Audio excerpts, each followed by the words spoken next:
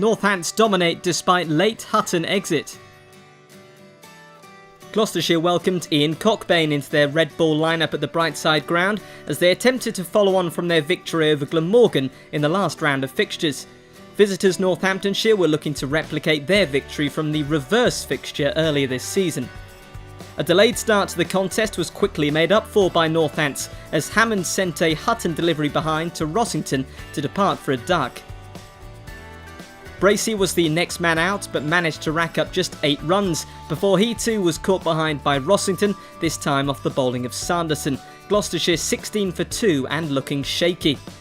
Skipper Dent alongside Howe looked to steady the ship for the hosts, but the latter was removed for just 11 when he sent a Sanderson delivery into the air for a Levy catch.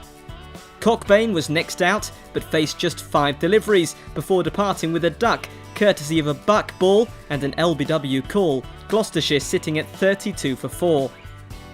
With lunch closing in, Northants managed to take another wicket, Levy on hand for another catch as Taylor failed to profit from a Cotton delivery.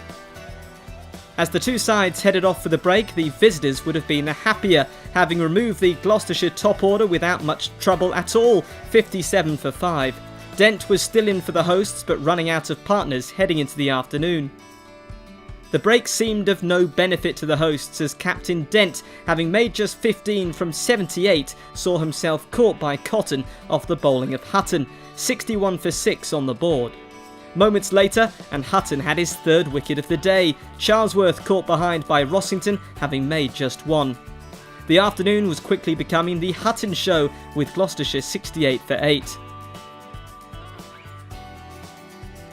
The two sides were forced off for a period due to bad light, but upon their return, Miles and Payne managed to reach tea, with the hosts 91 for 8. The visitors would be looking to remove the Gloucestershire tail as soon as possible. The fading light would become an issue in the evening.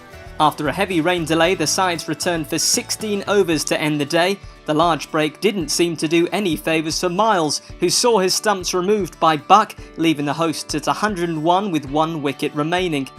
The final wicket of Gloucestershire's disjointed innings was that of Taylor, as he was caught by Cotton off a buck ball, the hosts all out for 125 in a rain-hit first day.